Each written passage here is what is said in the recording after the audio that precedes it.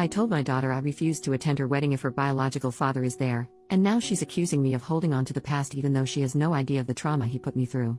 For some context, about 24 years ago, I was SA'd by a close friend of mine and got pregnant by the encounter.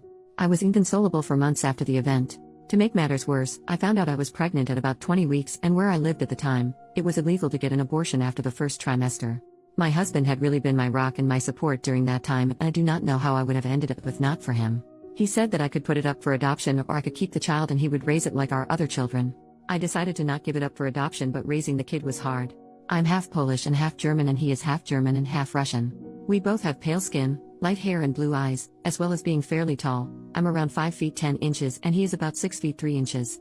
However, our daughter Luna is about 5 feet 3 inches, has dark hair and a brown complexion like her biological father. I often heard snide remarks about me being an unfaithful wife because it was obvious that she was not my husband's child. It was especially hard for me when Luna was young because she looked so much like her dad. My husband took care of my daughter most of the time since I had bad flashbacks whenever I saw her face from when I was assaulted. As she grew up, it died down a bit, but I would still get these horrible panic attacks when I saw her wearing boys' clothes and short hair. Since I was prone to having panic attacks, Luna ended up being closer to my husband than she was to me. Also, she often ended up getting a little more than her siblings from my husband as some sort of compensation because of me. We never told her that she was the product of SA because I was too ashamed and my husband did not want her feeling different from her siblings. I often told her that me and her biological father got into an altercation and never spoke to one another ever again. About 2 years ago, she got one of those DNA test items and found out she had a relative in the system. This said relative got Luna in touch with her bio dad and they started talking despite my protests. He apparently wanted to speak to me about something he wanted to tell me, so Luna attempted to persuade me to speak with him. I made her aware that me and her father shouldn't ever be in the same room together. Now Luna is getting married to a lovely young man, and she is having a pretty decently sized wedding.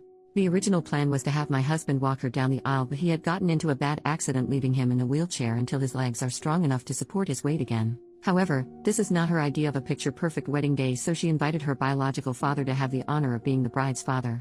Her wedding invitation not only invited my raised, but she totally disrespected the man who raised her. Although I or a bridesmaid could have pushed him down the aisle, she thinks it would not fit the vibe of the wedding. My husband looked so shocked and upset that she would even think of this, but I was furious. I have a visceral hate for that man and I let her know that I would not be anywhere near him. She told me that this is what she wants and there's no changing her mind, so I told her I will not be attending if he's there. She got upset and told me that I shouldn't hang on to the past, but I laid it into her that she doesn't know what happened between me and her biological father, so she shouldn't stick her nose where it doesn't belong. Though I feel terrible about what I said and how I said it, and I can't be blamed for her being born or not knowing what happened since I never told her, I still feel as though my wishes should be respected if I say I don't want to be in the same room as someone. I'm now okay with her contacting her father, I just do not want anything to do with him. Also, it's rude to replace your father with another man who you've barely known for 2 years because of something he couldn't control. Can anyone offer me a perspective that I am not catching? Has anyone ever dealt with this, and if so, how? Second post, before I get started on the update, I have a few things I want to address. A lot of people have questioned me on why I did not tell my daughter that she was a product of SA. The only answer is that I was ashamed of myself. For some context, before I got married to my husband, I actually was very close friends with my attacker. We grew up together in a small community and our families were close. Our parents even wanted us to be together. He was always interested in me, but I didn't give him a chance until university. I broke it off with him and started dating my husband, but I never cut him off because we were very close. He invited me over to drink. This was normal for us, and when I started getting a bit tipsy, the unthinkable happened. I was very traumatized by the situation and tried to get him jailed, but I couldn't. He had a very good reputation, so everyone believed him, even my own mother, when he said I willingly came over and did it with him. I eventually stopped pursuing because of the social pressure, which only got worse when I found out I was pregnant. I eventually left that place with my husband and the kids to live somewhere else. After I gave birth, my husband suggested therapy, but I was scared of being judged again, so I decided to bury it and try to forget about it. I just realized now that it was the worst way to go about this, but it's the only way I knew how to, honestly. On to the update. After reading all the advice I'd gotten, I decided that I should stop running away and tell her everything. I called her to come over and she did. I first apologized for yelling at her for her suggestion because in her mind, it was an innocent suggestion. I told her that I wasn't angry at her, but how fast she was willing to replace her father because he was in a wheelchair, and that anger was compounded because she brought up her genetic father. I apologized again for acting childish and not like an adult. She asked me why I am so against her genetic father being in the same vicinity as I am, and I just told her everything from our initial friendship to her forced conception. She didn't believe me, like some Redditors predicted, but I can get a copy of the records of the court case and offer them to her if she needed a look. She looked stunned, like she wanted to believe me but couldn't. I apologize for keeping all this from her because I didn't know how to bring it up. She told me she didn't believe me and would confirm with her genetic father, so I told her to take the time she needed to process all this. Later that day, she came again, crying and apologizing for not believing me. I held her and cried and apologized too. It was kind of therapeutic. We had a long chat and I did feel closer to her. When we were done, she said she wanted to take me out to a surprise to help me feel better in a couple of days, which I happily agreed to. I went to see her yesterday in this little restaurant with a patio that had a private pay-for-use area for a maximum of 4 people.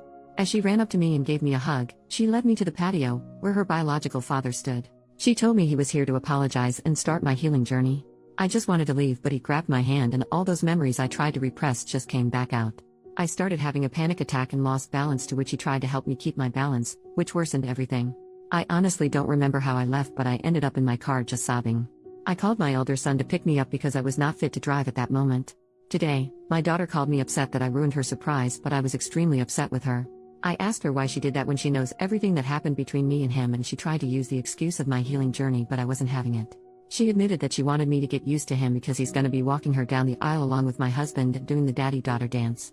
I told her that while I loved her and respect her decision to be with him, I'm not willing to be anywhere he is. She started complaining about how she wants all her family to be there, and I'm still not forgiving, but I hung up the phone. My husband is aware of everything and stands by me of not going to her wedding, but I don't want this. If my other children were to know, they would stand by me and tell the rest of their extended family, which is going to lead to my daughter getting disowned by the family. There is no need to give me advice on this because I will be seeking professional aid. Anyways, one good thing to come out of this is that I'm finally confident enough to seek therapy. Thank you for listening to my venting, and for commenting on my last post. Happy holidays. I hope you enjoy it with those who you love.